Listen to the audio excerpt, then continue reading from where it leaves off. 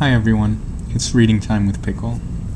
Today, we will finally be finishing Asylum by Madeleing Roux. Let's get started. I have a few words when we finish, but for now, let's just get right into it. Chapter 35. He came to under the light of a harsh white bulb. The filament twinkled, and the old electricity was humming loudly, ready to cut out at any second. Dan groaned and tried to move. He couldn't. At first, he thought it was the pain in his head that was trapping him, but as consciousness and feeling returned, he could tell that there were straps buckled tightly over his chest, head, waist, and ankles. He screamed, and the sound echoed back at him. The straps held him fast, and his struggles only increased the pain and the fear that were making him frantic. The most he could do was turn his head a fraction of an inch from one side to the other. The operating amphitheater, that's where they were. The tables, the gurneys, that meant there was a tray of sharp surgical instrument mere inches from his skulls. "Let me out!" he shouted. "You can't do this to me!" Dan twisted his neck the other way. Abby was strapped to her own table, and she had a gag in her mouth. A metal gurney was set out next to her. The white light reflected the stainless steel tray at her side, illuminating drills, scalpels, hooks, the horror show of tools needed to perform a lobotomy. The overhead light flashed as if there'd been a power surge, forcing Dan to blink. When the electricity stabilized again, a shadow oozed from the dark perimeter of the amphitheater. Dan could just make it out in the blurry spots of his vision, but he couldn't see who it was. The man with the crowbar? Ted Biddle? Jordan? Dan was shaken enough to believe anything. Then, in the light, the reality shocked him. "Felix?" His voice was almost drowned out by the bouncing echoes of the chamber. "What the hell is going on? How did you get down here?" "I never left," said Felix slowly. "Untie us, you idiot! Get us out of here!" "Oh, you're not going anywhere, Daniel Crawford," Felix said with a snicker. As Felix came closer, Dan saw he was barefoot and wild-eyed. He wore a white doctor's coat over a pair of boxer shorts. "What do you think I should call my masterpiece?" "I was thinking revenge." His mouth twisted freakishly when he talked, moving too much over every word, and his voice didn't sound like Felix's. It was high and mocking, like a clown. He walked strangely, too, lurching from side to side as if he were tied to puppet strings and being manipulated by someone high above. "Felix, what are you talking about?" Dan said. This was Felix, quiet, unassuming Felix. Why the hell would Felix, of all people, want revenge? But deep down, Dan knew that this wasn't Felix anymore. This was his roommate's body, but the man inside, the man wanting revenge, was someone else. Someone who didn't want revenge on Dan, but on Daniel Crawford. This was the sculptor. Felix slunk up to Dan's table and leaned over him. "You're all so easy to mold, fleshy clay fools," he sang. His eyes were completely black. He moved his thumb almost tenderly down Dan's nose. "The first was too easy. I found him alone on the stairway, thinking he could watch over you all. But I was watching over him, and he didn't even see me coming. That one I called Prelude. The only tricky part was finding another fool to pin it on. That's where I needed Felix's help. A late-night biology lab to mix in a little chloroform, and poof, we were ready for anything." Dan thought he could see the real Felix fighting on the inside, trying to take back control. The lights in his eyes brightened and darkened, as if the power in his body was blinking on and off. He needed to give Felix time to win. So you killed Joe and framed that man in town, Dan said. You only pretended to find Joe's body. Felix touched Dan's nose again, making him sick to his core. The second statue was just for fun, for laughs, but that one I called chaos. Too bad the molding didn't stick. Yi. Dan remembered how he thought Yi had been posed, the legs too neatly arranged to be an accident. No! Suddenly Felix was in his face, eye to eye, saliva dripping from his too pink mouth on Dan's chin. The giggly insanity had all run out, and now it was just rage. Chaos! Chaos! Felix danced back away from him, making a full circle around Dan's table as he talked. And then, for my curtain call, I had to take action before that horrible man ruined all of our fun. He'd almost found us, Daniel Crawford. He knew what was happening. I called that sculpture precautionary measures. Sal Weathers had almost found them. He knew what had been unleashed in Brookline. But now those fools are out of my way, and it's your turn. Your turn. Felix was chuckling with glee, then his eyes narrowed. I've been waiting for you, waiting so long. You will be my finest sculpture, my magnum opus. Dan wondered when exactly the transformation had happened.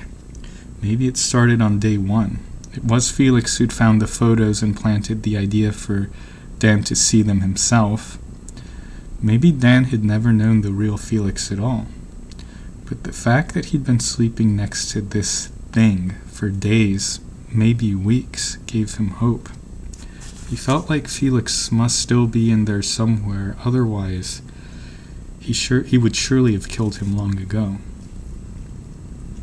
And that man with the crowbar, the one who attacked you? Dan said, trying to buy Felix time to make him talk.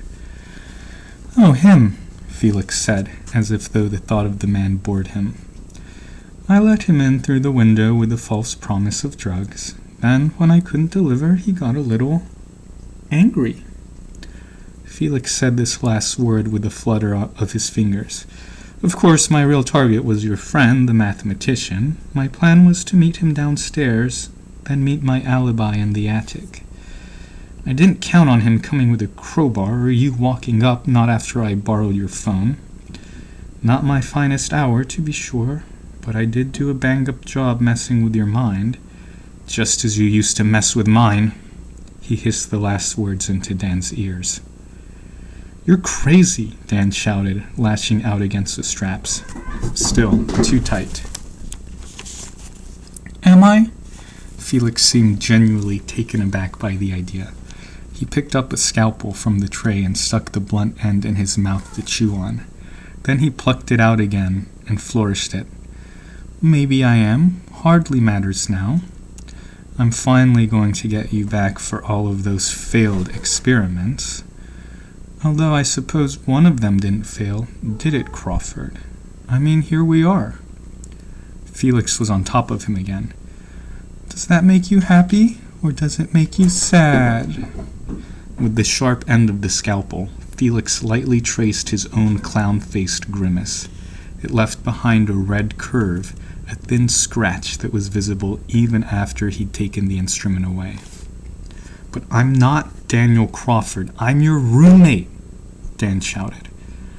Roommate, Felix mused. Yes, you and I, we were in the same room, this room, but we were never mates. Oh, no.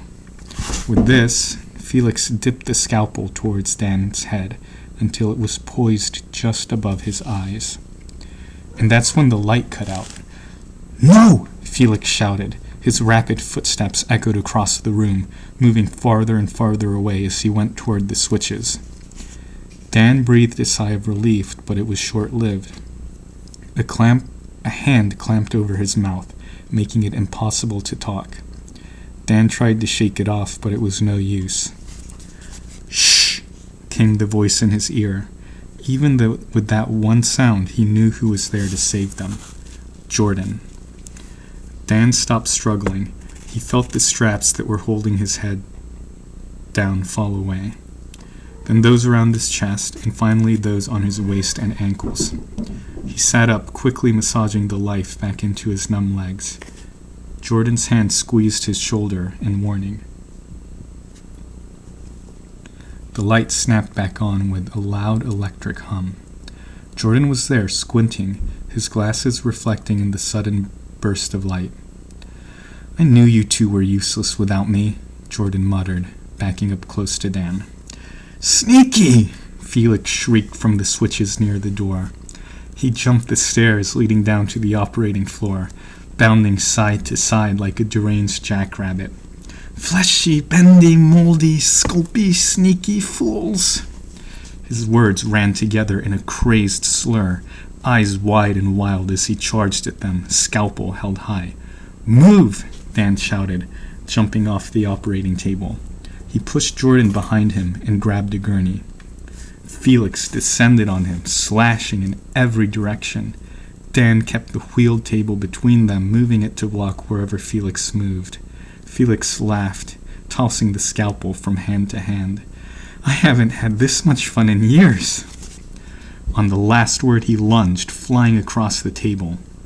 Dan ducked, but Felix was stronger and quicker, and he grabbed Dan by the collar, throwing him to the floor. Dan clamped his head around Felix's wrist to keep the scalpel from cutting his face, but Felix had at least 20 pounds of muscle on him, and the strength in Dan's arms was fading fast. Felix pinned him down, the scalpel lowered inch by agonizing inch, until Dan could feel the sharp tip of it grazing his cheek. "No, you will not let him do this to you. You are better than he is." With the strength he didn't know he had, Dan pushed back hard and sent Felix tumbling. The scalpel fell out of Felix's hand. Dan rolled to one side and jumped to his feet. He loomed over Felix, and Felix screamed, recoiling. Dan reached down, suddenly strong, so strong, and grabbed him by his coat. He hauled him up, throwing him onto the operating table. Dan roared from the effort, but then it was effort, and Felix was lying down, helpless. "Strap him down," Dan commanded. "Strap him down. We can't let him get free." And as Dan held Felix to the table, Jordan grabbed the straps and buckled them quickly, chest first, then legs. Felix was struggling wildly, and it took 2 tries to get the head buckled in. Finally, Jordan had to cradle it in his hands while Dan tightened the strap. There were flecks of saliva and blood on Felix's lips, and his muscles were bulging and pulling against the restraints. Soaking in sweat, firing on all cylinders, Dan reached down to pick up the scalpel. "The time for experiments and cures is over. You need to end this, Dan, once and for all." "Dan, what are you doing with that?" Jordan asked nervously eyeing the scalpel in Dan's hand. "He's not going anywhere now. Let's go and let the police handle this." "No," Dan seethed. "No one else. Only I can finish this." The scalpel lowered against Dan's will. No, this isn't what I want. This isn't me. I am you." The scalpel drew closer and closer to Felix. "No."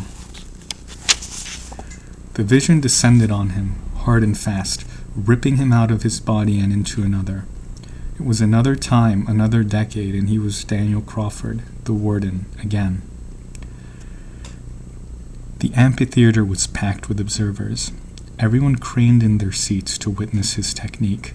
Half of them believed his claims and half didn't, but they all wanted to know his secret procedure, just in case it worked.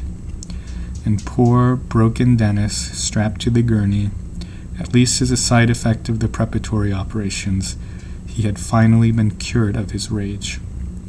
Then came the screech of the intercom, that stupid new secretary, Julie. If this was anything less than dire, he'd have her head. The police are on their way." "The police?" coming here? Somebody told. And now his audience was fleeing in a frenzy. He seethed in anger at the pounding of their footsteps and the voices rising around him like the tide of some obliterating sea. Those cowardly doctors tumbled over one another as they ran. So the police were coming. How about that? Dennis screamed, shocking Daniel out of his thoughts. Had he not given him a high enough dose of a sedative? Did it matter? This was the final experiment, after all. Cursing, Daniel hurried to finish, far sloppier than he would have liked, and then throwing off his bloody gloves, he fled, the last to leave. The last, but for Dennis. He switched off the lights. The others were long gone when he reached his office. He lost precious time moving a cabinet over the door to the lower levels, his last hope to pretend that his practices were entirely above ground. He took off his spectacles and jammed them onto the hook, residual blood smearing down the hall, papers, photographs, all of it scattered. He hardly cared. This was a minor setback. He'd give them that, but his work would live on, his legacy, his life. The door was flying open. The police were pouring in. And then there were cuffs and shackles, much like the ones holding Dennis down below. Somebody told. It was the girl, he thought. It had to be the girl.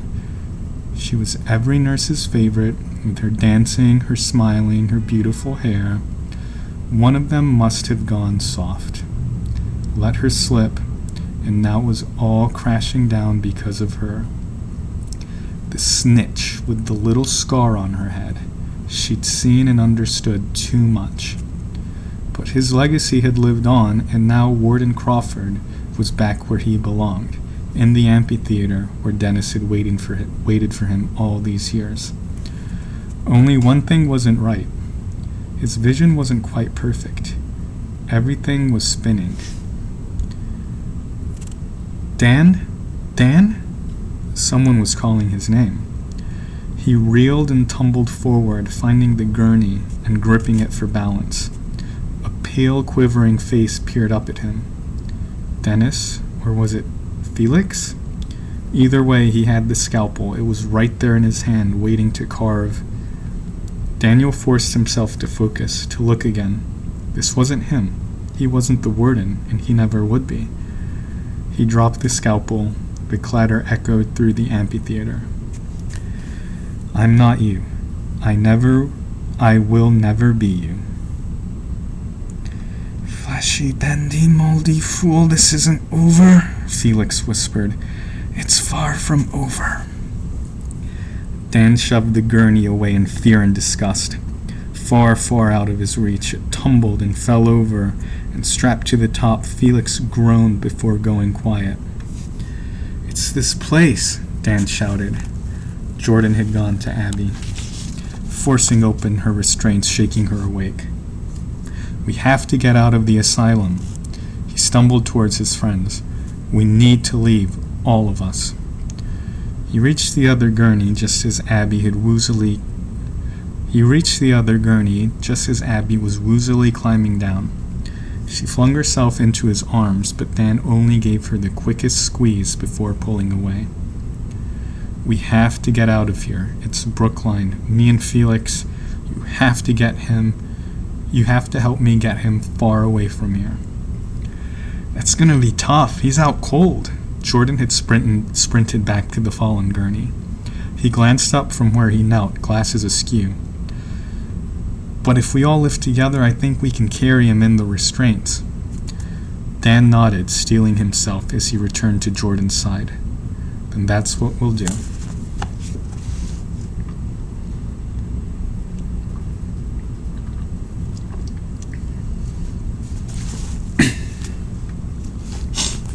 Chapter 36.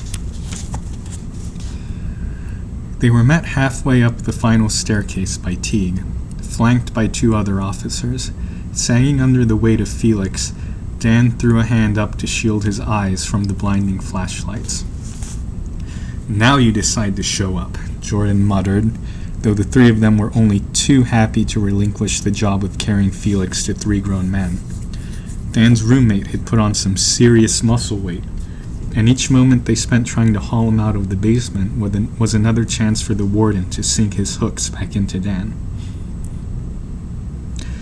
"I couldn't find these yahoos anywhere in the building, so I called the station before following you two in," Jordan explained. "At least one of us was thinking straight." "Anyone injured?" Teague asked, herding the kids up the stairs. When they reached the above with the alphabetized cabinets, he oversaw the transfer of Felix to the other officers. "Felix took a hit to the head," Dan answered. He watched as they lifted Felix between them and struggled to fit through the hole in the wall that led to the warden's public office. Curious, Dan thought. If it hadn't been Jordan trapping them inside with the cabinet, who had it been?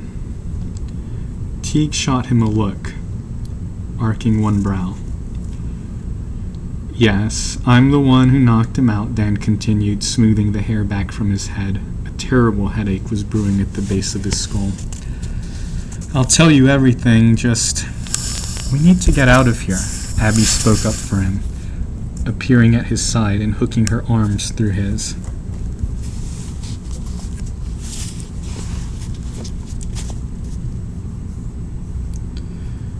"We need to get out of here," Abby spoke up for him, appearing at his side and hooking her arm through his. "Please, just question us outside or at the station, wherever you want, but not here." "Fine, but I'm keeping my eyes on you three." Teague made good on that, corralling them right outside the door to Brookline. Mercifully, the rain had stopped. As soon as the deputies had loaded Felix onto a stretcher and then into an ambulance, they reappeared to help guard the kids. "So," Teague said, shining his flashlight in their eyes again. "Cut it out," Jordan said, ducking his head. "We just found your killer, so could you please not—" He wasn't given the chance to finish his sentence. Through the glare of Teague's flashlight and the police car lights, Dan saw a shadow speed across the grass. "Teague!" he shouted. Something small and sharp had reflected off the whirring lights. The figure held a knife. "Watch out!" But Teague wasn't the target. Dan had just enough time to guard his face with his forearms before the woman was throwing herself at him, screaming. Dan recognized her a half-second before she was in his face. It was Sal Weathers' wife. She screamed an ungodly scream. Dan fell back, feeling the knife slash close enough to cut his sleeve. His friends and Teague joined the fray, trying to reel the woman back in without getting cut. Teague pulled out his gun and shouted, "Nobody move!" "Wait, don't hurt her!" Abby rushed over to the woman, throwing herself between her and Teague. Sal's wife went still for just a moment, but it was all the officers needed to grab her by the arms and drag her away across the grass. She was screaming.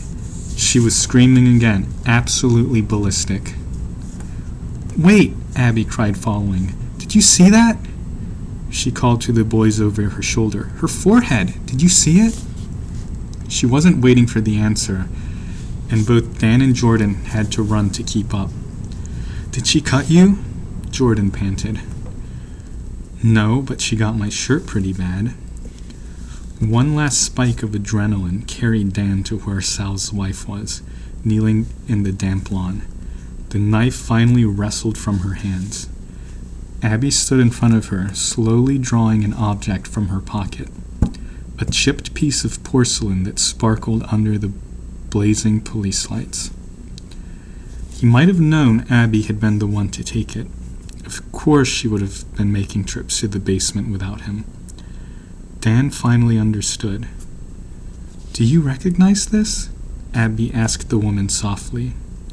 The woman's hair had gotten ruffled in the commotion, and now, with her bangs swept aside, the scar on her forehead was plainly visible. A scar like the little girl in the photo. Abby spun the figurine, making it dance. From where she knelt, Lucy reached for the ballerina. Abby let her take it, smiling sadly.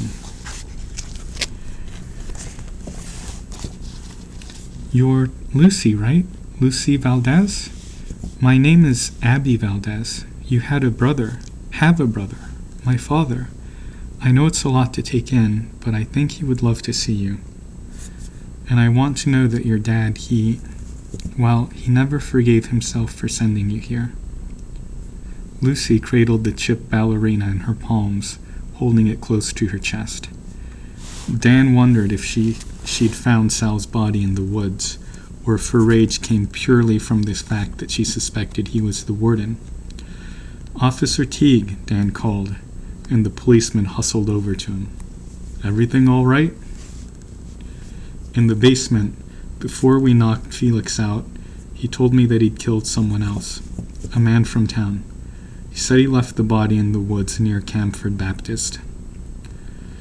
"That's awfully specific," Teague said suspiciously. "Are you sure about that?" Bobby.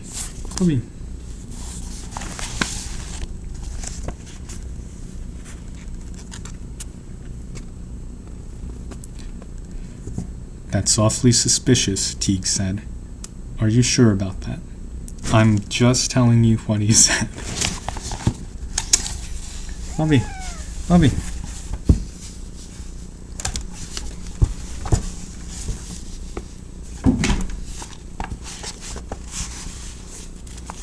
"I'm just telling you what he said." Dan knew he was going to have a hard time getting out of this mess. When Felix came to, he might not remember all the things he'd done, and then it might be his word against Dan's. Dan had a feeling he knew who Officer Teague liked less. But now, Teague just nodded and radioed in for someone on his team to check out the woods. Jordan slid up next to Dan with the blanket wrapped around his shoulders. "She was right," he said. "Can you believe it?" "I can. I should have believed her sooner." Abby was kneeling at the grass near her aunt, watching her from a cautious distance. "So what about Felix?" Jordan asked with a sigh. He stretched his arms and the blanket out like a cape, covering a yawn with the crook of his elbow. Do you think he'll recover? Are they gonna put him in jail?" Dan shrugged. "It's up to the police, I guess. I don't think what happened was entirely his fault, but I have no idea how the law works in cases like these. I just hope he gets help, the right kind of help." He glanced over his shoulder at Brookline looming behind them. "Not the kind of help this place has to offer." "And us?" "Exposition. And us?" "They'll shut the program down," Dan said, certain. "And we'll go home." "Awesome." Jordan kicked at the dirt. "I guess I always knew Gay Rumspringa would end, and I'd have to leave, I guess I always knew Gay Rumspringa would end and I'd have to leave Oz. Now I have to go back and pretend to be straight for one more year. How do you stand it?" "It's a terrible burden, let me tell you." They laughed, but Dan couldn't help but worry for Jordan. What would his parents do when they found out where Jordan had really gone for the summer? If you want, if your parents get too terrible, you could come stay with me for a while, or I don't know. I'm sure my parents would be cool with it."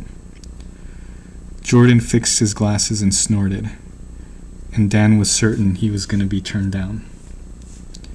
"Can your mom cook?" "No, but my dad can." "Sold." Jordan stuck out his hand, and Dan took it.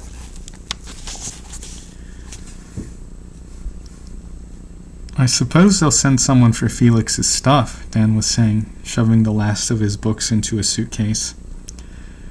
Sandy and Paul busied themselves with stacking the packed bags near the door. His side of the room was virtually empty now, but Felix's things remained untouched, a half-full Gatorade sitting on his desk. "Poor kid," his mother said, joining Dan at the bed. He'd already stripped the mattress and balled up the sheets. He didn't let any of it put a hitch in his packing. Even if he wasn't eager to say goodbye to his new friends, he wanted to be out of Brookline. Every second he stayed felt like a second too many. Knock, knock. All three of them turned to find Abby at the open door. She rocked shyly on her heels, waiting to come in. "Oh, hey, I'm glad you stopped by," Dan said. A night's rest at the hotel in town had done them all good. Abby looked amazing in an off-the-shoulder tunic and rubbery leggings. Her combat boots were splattered with pink and yellow paint. "We'll take these down to the car," his father offered, giving Dan a look that was anything but subtle. Even so, Dan welcomed the privacy. "It's nice to meet you both," Abby said as his parents trooped by. "You too, sweetie." His mom gave him a little wave of encouragement from the door, unseen by Abby. The balled-up bed sheets joined his books. Dan had to lean hard on the suitcase to get it to close. "You all moved out?" "Not quite. Things are packed, but I'm still waiting for Pops." Dan hauled the overstuffed suitcase from the bed to the floor. "He's coming to pick you up? Does that mean—" Abby shook her head, her face suddenly sad. "It turns out," she said, and then stopped, choked up. "It turns out that she was married to a man in town, and he and Felix killed him." She burst into tears. "Oh my God, Abby, how horrible," Dan said, wrapping his arms around her protectively. He hated that he'd gotten himself to the point where it was easier to lie and act surprised than tell the truth. He was sure she still had her secrets too. At last, Abby pulled away and wiped her eyes. "I just feel like this whole summer was cursed," she said. "Like I made Aunt Lucy's life worse instead of better and dragged you and Jordan into this whole mess." No, Abby, listen, this was not your mess. We all had our own stuff to work through, and I'm so glad I met you and Jordan so we could work through this together. I mean, we're going to stay in touch, right? And what happened to your aunt is truly horrible, but she has you and your father, right? She's not alone either." "I guess you're right," Abby sniffled. "And yeah, we'll definitely stay in touch." And see? At least the summer wasn't a total... Something at the door made him stop. A silhouette appeared, the shadow falling across the open door a second before Professor Reyes appeared, dressed in her unusual black. "Professor, is something wrong?" She hovered in the doorway, a huge clinking set of skeleton keys looped over her wrist. "Oh, no. I only wanted to stop by and let you know that Felix Sheridan has been moved to West Hill General. They will have an excellent psychiatric team there, and he'll get the care he so dearly needs and deserves. It's such a shame about all of this, but I thought you might want to know what happened." "Thank you," Dan said, nodding. "I just want him to be okay." Professor Reyes nodded, her expression unreadable. "We all do." Then she seemed to remember something, staring and lifting the hand with the key ring. "And by the way, the old wing is locked up for good, and a policeman has been posted until everyone is out of the dorm. No one will be seeing the lower levels until my seminar next year. Which, by the way, the offer is still open for you to join." With a quick, shallow smile, she was turning to go. "Don't worry, Dan. I'm sure this will just be a bad memory soon." That was hardly comforting. The thing about memories was, you could never control when they came up again. She closed the door softly as she left, and Dan stared at it for a long moment afterward. He kept picturing the keys in her hand and the door that seemed to hold all of Brookline's secrets. Dan, what is it?" He couldn't shake the feeling that the keys were important somehow. Felix had said the door to the old wing had been opened the day they moved in. That was how he got inside in the first place.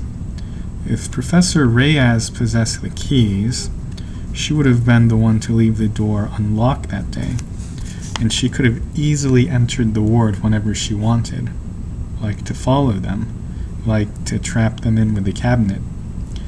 "It's nothing," he said, shaking his head. "I'm just being paranoid. It's this place. I'm not myself here." That was an understatement. "Want to follow me to my car?" "Sure," Abby said, giving him a quick peck on the cheek. "I can't wait to be anywhere else." Together, they took one handle of the suitcase, lifting it and turning for the door. He wondered if he ought to give her one final kiss here, before they parted, or wait until he got down to the car. It seemed like such an important moment, he really didn't want to spoil it. Turning that thought over, he started out. Definitely at the car, he decided. That was more romantic.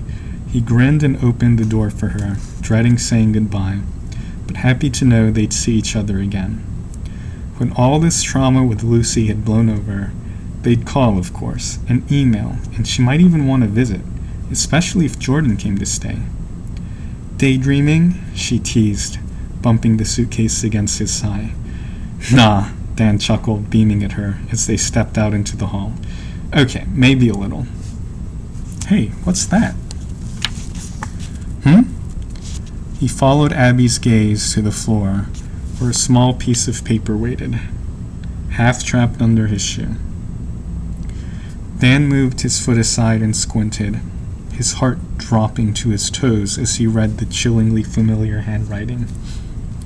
It was in black ink, centered and confident, almost playful script. "I'll be seeing you real soon, Daniel Crawford."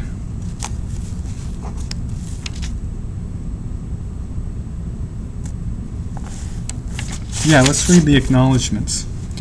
"A huge thanks first and foremost to my agent, the indomitable Kate McKean, for giving me the opportunity to work on this project. Thanks also to Andrew Harwell and the team at HarperCollins for making this book possible, and for his creativity, generosity, and guidance. To my family for being patient and supportive, Mom, Pop, Nick, Tristan, Julie, Gwen, and Dom. My gratitude, as always, to the professors who inspired me to reach, Fran, Steve, Rod, Chris, Lisa, and to my high school teachers for making my teenage years much happier than Dan's, Larry, Adrienne, Naomi. My thanks and apologies to Belvoir College for being the physical inspiration for New Hampshire College. Thanks for the inspiring layout and apologies for being turned into a haunted campus. At last, but certainly not least, to the friends who propped me up and kicked my ass when I had bad days.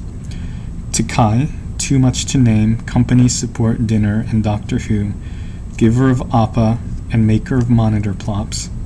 To Taylor, my least favorite son, support, friendship, laughter, patience, cat pictures, and gossip. Jeremy and Christy, lifesavers. Anna and Nicholas, and their little ones, Maria and Kimber, those mice belong to you, my dear, even if they apparently drowned.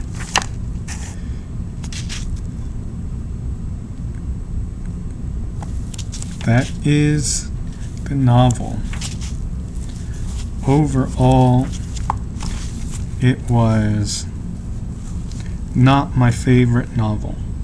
And this is going to sound absolutely terrible, but aside from these last 5 or so chapters, I can't really remember why. And I think the problem is I don't remember anything about this novel.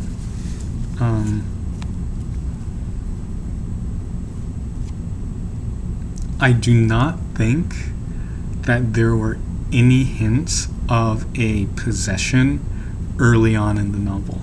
I could be wrong. I just think that I would have caught that. I just think that if the author had made it evident enough and foreshadowed well enough, I would have liked to think that I would have caught that.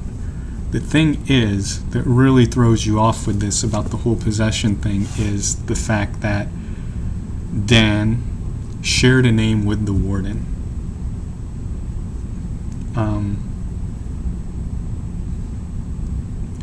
So instead of a possession, you think that he has some type of, how do you even put it? Like, Dan has a direct connection to the warden, and I can understand that might have been the reason why he was possessed. But Felix being possessed by Dennis, it made absolutely zero sense to me. Absolutely zero sense. And again, I could be wrong. I don't even remember the first 75% of this book, so take everything I'm saying with a grain of salt. But I feel as if this was a possession, that there should have been more hints early on attributing to the fact that that Felix was special in some way. Again, I can understand Daniel's connection to the warden, Felix's connection to Dennis. I couldn't see it. It could have been anyone. Why was it Felix? Just because he was his roommate? Makes no sense. What else?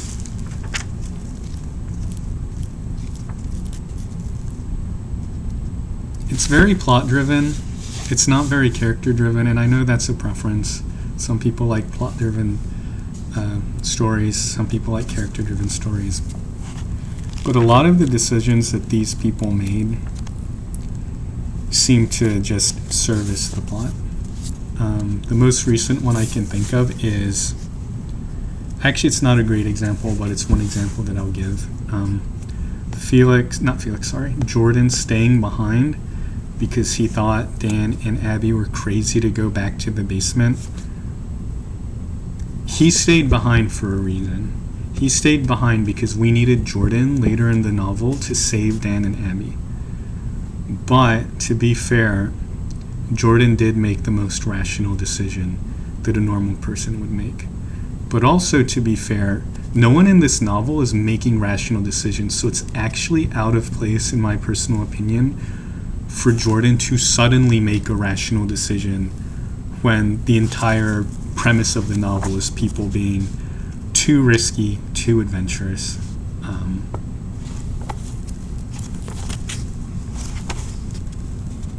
I don't think it was a bad novel. I just don't think it was a good novel. Apparently it was pretty popular a few years ago. I do not think that the quality of this novel deserved the popularity. And I know I'm being extremely pretentious. It's much better than anything I could personally write. I